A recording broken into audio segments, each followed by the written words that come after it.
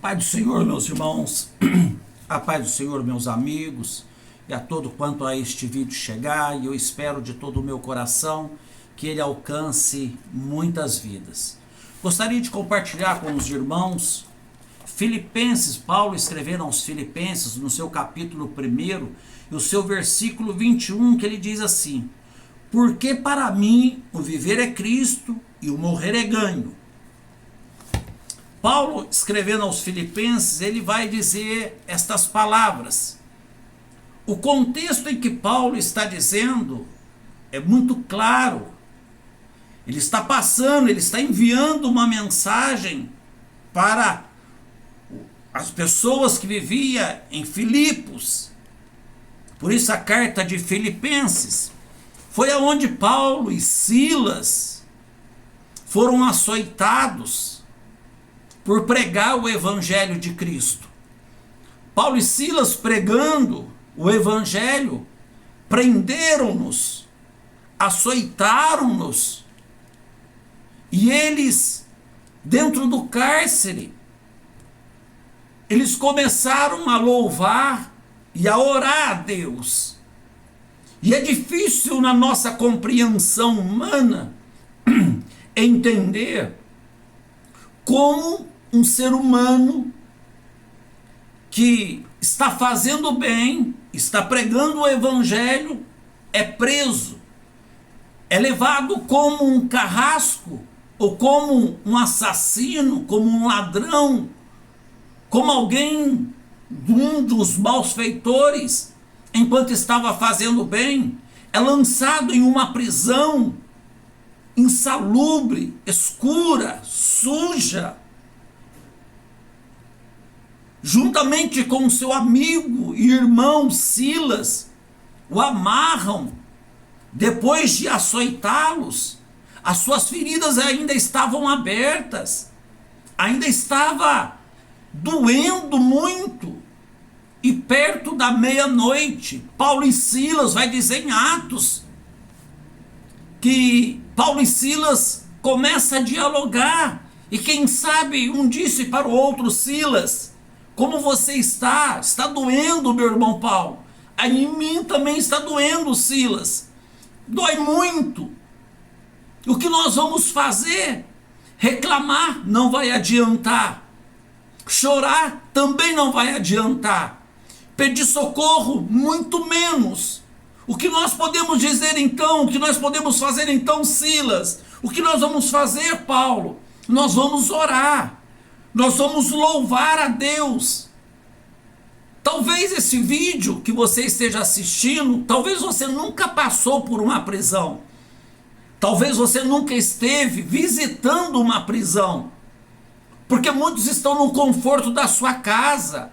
Da casa para a igreja, da igreja para casa, da casa para o trabalho, do trabalho para casa, da casa para passeios, mas nunca tiveram a oportunidade de visitar uma igreja e nunca tiveram a infelicidade de estar numa prisão.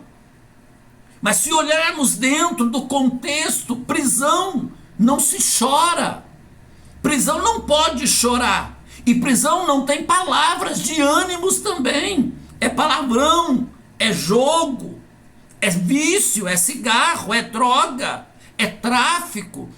Na prisão não tem nada de bom.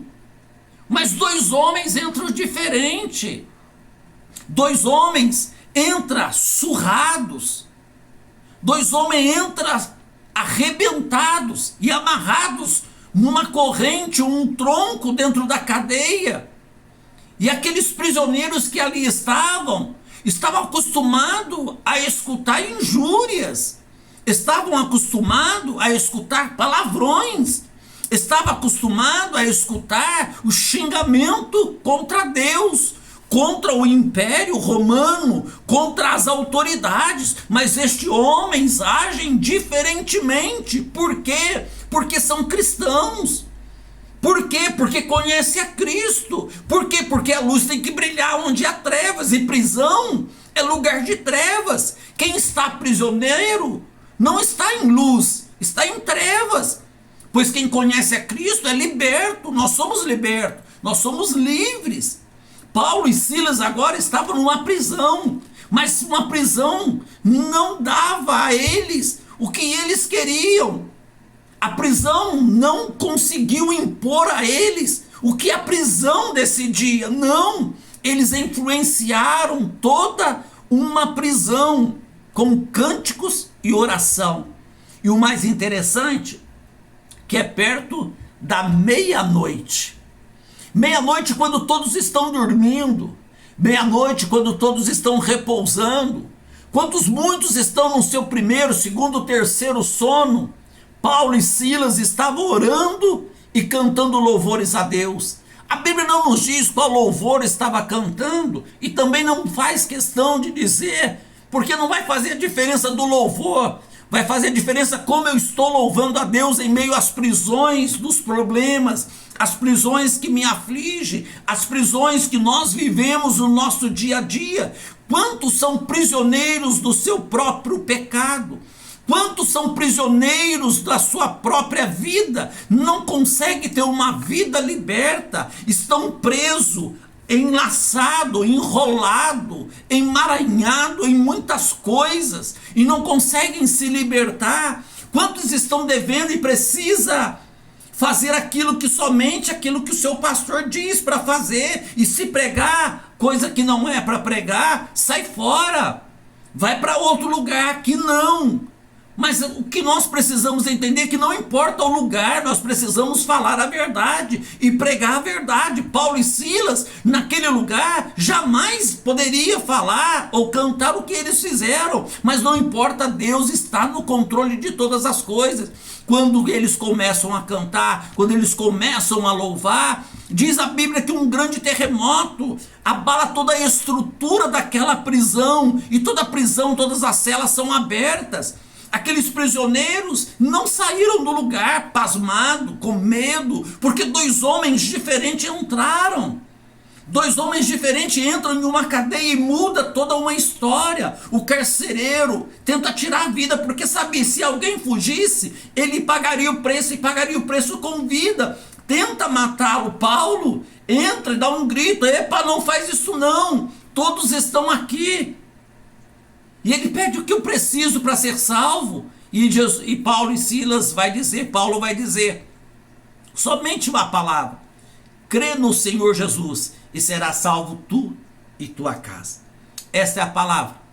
E a Bíblia vai nos relatar em Atos que a família do carcereiro foram salvas. O carcereiro leva Paulo e Silas para sua casa, cuida das suas feridas, conversa, e se converte toda uma família. Através da prisão, Deus às vezes permite nós passarmos por tantas coisas. José não precisava ser jogado em uma cisterna, em um buraco, mas foi jogado. José não precisava ser vendido para o ismaelita, mas foi vendido. José não precisava parar na casa de Potifar, mas parou. José não precisava parar no fundo de uma prisão também, mas parou. Mas tudo isso Deus tornou em bênção e fez dele governador do Egito. E presta bem atenção, no Egito não existia cargo de governador, mas para o meu Deus, para o teu Deus, ele faz existir as coisas que não existem só para te abençoar, só para te abençoar. Agora Paulo já está cansado, agora Paulo já está numa idade mais avançada, está calejado da vida, está calejado dos açoites, prisões, frio, nudez, fome, sede, perigos, como ele vai dizer em Coríntios. Agora ele chega aqui e diz: porque para mim o viver é Cristo e o morrer é ganho. O que ele está querendo dizer, irmão Elias? Que se ele morresse, para ele seria ganho, seria lucro. Eu ouvi ontem um pastor até renomado, e eu não vou dizer o nome, e ele falou que quem deseja a volta de Jesus é porque certamente não conhece, não sabe o que é a vida, ou está endividado. Eu quero dizer, pastor, que não é verdade isso não. Até porque o Espírito que habita em nós veio de Deus. E a Bíblia vai dizer que nós temos saudade dos céus, Então, quando eu tenho saudade, eu desejo ir para o céu. Não é porque eu devo, não é porque minha vida não é boa, é porque eu quero estar onde Jesus está. Então, se o Senhor quer ficar, o Senhor fica. Se o Senhor tem uma vida regalada, boa, o Senhor tem e queira ficar, então fica, mas não critique quem queira ir para o céu, ou quem queira que Jesus volte. Não é covardia pedir que Jesus volte, não. Muito pelo contrário, a Bíblia vai dizer, Maranata, ora vem Senhor Jesus. João vai escrever no Apocalipse, Maranata, ora vem Senhor Jesus. O que é? Vem Senhor, vem buscar a tua noiva, vem buscar a tua igreja. Não é porque está endividado, não é porque a vida não é boa, muito pelo contrário. Muito pelo contrário, a vida até é boa, mas o que aqui tem de bom? Fala para mim, o que a vida, o que o mundo tem de bom? Ah, Elisa, mas o mundo é muito bom. Bom do quê? Bom para quem gosta das coisas do mundo. Mas para quem vive a palavra de Deus, quantas coisas nós temos vendo? É gostoso ligar a televisão e ver tantas mortes? É gostoso sair na rua e ver tantas coisas erradas? É gostoso? Não é preferível estar no céu com Cristo? Então dizer que é covardia, ou é porque estou devendo, ou é porque eu não estou devendo? Ah, isso também não. Aí não. Aí força a barra. E muitos acreditam e que nem pensa na volta de Jesus. Irmãos, alerta. Pensa bem. Quando eu fico mais pasmo de ver que nós evangélicos, eu digo todos, sem distinção de placa, religião, nada. Eu estou dizendo os cristãos, aqueles que acreditam em Deus. Poucos têm falado da vinda de Cristo como muitos do mundo têm falado. Cantores que cantam essas músicas mundanas para o show para dizer que Jesus está voltando. Jesus está voltando. Quantos cantores vocês têm visto aí? Vocês têm visto aí na mídia? Quantos cantores estão falando da vinda de Jesus? E nós que somos cristãos nos calamos dizendo que Jesus não precisa vir. Que não precisa vir, tem que vir, precisa vir. Eu quero, desejo que venha. Eu desejo ir no céu. O que aqui tem de bom? Aqui não tem nada de bom não, até porque nós somos peregrinos e forasteiros nessa terra. Aqui nós estamos de passagem. E passagem, digo essa, não muito boa não. Não muito boa. É fome, sede, prostituição, governo corrupto, que rouba, que mata, sem colocar a mão em arma, mata muito mais que bandido em favela, ou comunidade, me perdoem, em comunidade, mata muito mais que assaltantes em São Paulo e no Rio, governos matam sem ter dó nem misericórdia, e eu desejo estar aqui para ver isso? Não, eu desejo estar com Cristo. Então, mas se eu vivo, eu já preciso viver em Cristo, é como ele diz, porque para mim o viver é Cristo, aí sim, mas o morrer é ganho, o morrer é ganho, e subir com Cristo muito mais ainda, muito mais ainda. Então, meus amigos, meus irmãos,